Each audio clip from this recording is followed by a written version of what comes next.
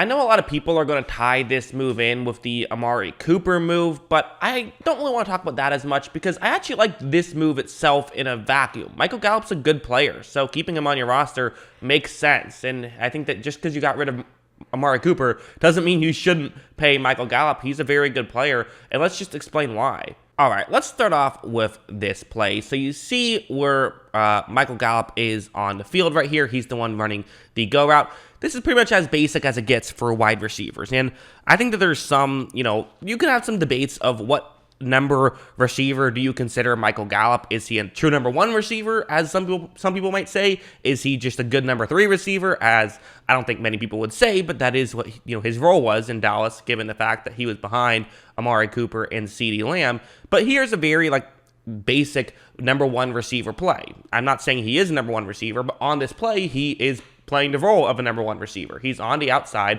the numbers as the plus receiver, running a go route against man coverage with a single safety deep. This is what you expect a good wide receiver to be able to win, at least with relative consistency. Look at how right when this play begins, you're going to see that he's going to get some separation right here using his speed, and this is against Casey Hayward, who's not a bad corner by any means. In fact, he's a true number one corner. There's no denying that, although I would acknowledge this isn't exactly the situation where Hayward typically thrives in. He's usually more of a zone corner, but regardless, there is some separation. Now, he's not getting wide open. This isn't like he just, some of those Tyreek Hill plays where he's 10 yards, no one's within 10 yards of him. Not quite that, but still there's a window where you can make this play and you're going to get a decent amount of yards if you make this throw. As you see, Gallup is someone who is going to be able to make that catch and you pick up a good amount of yards. That's probably the best way to describe Michael Gallup. He's kind of less of a receiver where just throw it in his direction and he'll make it work, but he's kind of the receiver where he'll usually give you a target to hit, and that's kind of all you ask for.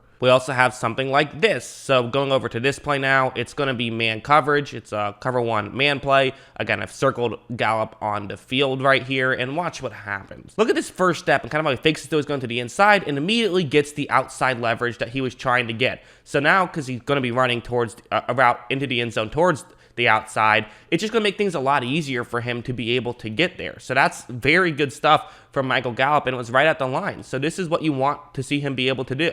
Now, as you see, Prescott's going to miss this throw a little bit is what it appears. Might have been a miscommunication. Maybe he thought Gallup was going to cut a little bit more. I'm not sure, but regardless, it was kind of more of them not being on the same page. The ball didn't hit Gallup, but like I said, Gallup will give you a window to throw it to. That Gallup will give you an opportunity to make that throw. You just got to hit the spot, and no quarterback is going to be 100% there, but no NFL quarterback is going to be 0% either. So that's kind of the idea with a Michael Gallup. And I also feel like stuff like this, he's a pretty good route runner. I do think he's probably doesn't get enough credit for his ability to run routes. This is an example where he's really going to end up basically just being a one-on-one matchup, a little bit more complex than that, but let's just focus on that aspect where it's him going up against the corner, and watch how he's going to run this route. Right when this play begins, look at how he's kind of going to, it looks like he's just running a slant route right here, right? That's just what it looks like. It looks like he's running over the middle. He's selling this very hard, so for a corner stepping in, can't really blame him that much. So then when you see that Gallup goes deep, that's wide open. So I've been saying, okay, he won't always get wide open. Well, sometimes he will. On that play, he did get wide open. So those are the plays that you hope to see a lot of from Michael Gallup if you pay him a contract. So that's kind of what he is capable of doing at times, is he can make stuff like that. I would still say the majority of his game is not necessarily that, but it will happen. I think something like this is another good thing that he can do, which is he doesn't always need a ton of separation to really succeed. So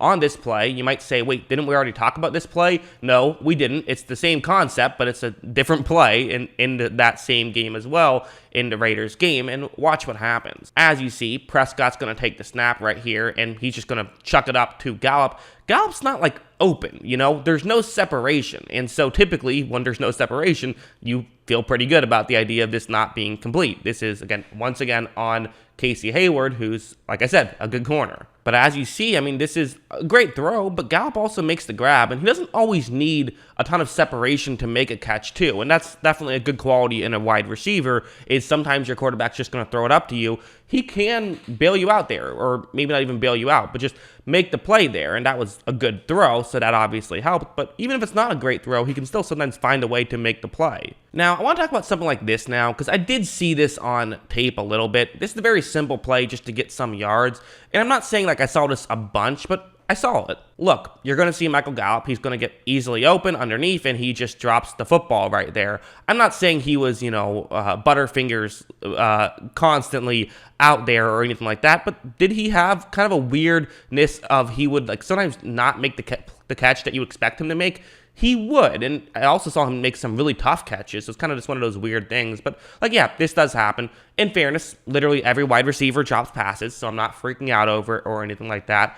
I don't think it's something that's, like, a huge deal, but when I was watching tape, preparing for this video throughout this past year, I said, there's a decent amount of drops here, so not a huge deal. I'm not concerned about it, but something I felt like I should bring up when I'm talking about his tape and all of that. But again, back to his tape, I mean, a lot of good stuff. You really do. You see him at times be asked to be a number one receiver and being able to pull it off.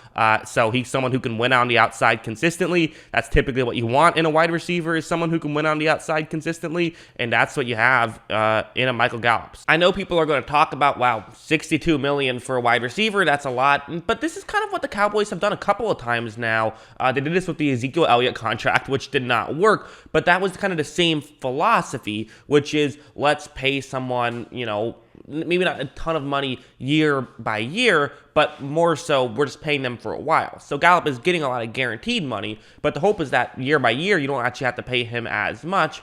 And then just the gamble is, does it pay off? Does he continue to play as well as he has played? Because obviously with Zeke, largely just his position isn't that important and, can fluctuate a lot year in and year out. He also hasn't been what he was his first few years when he got that contract. So that's another aspect of, and kind of why those are different.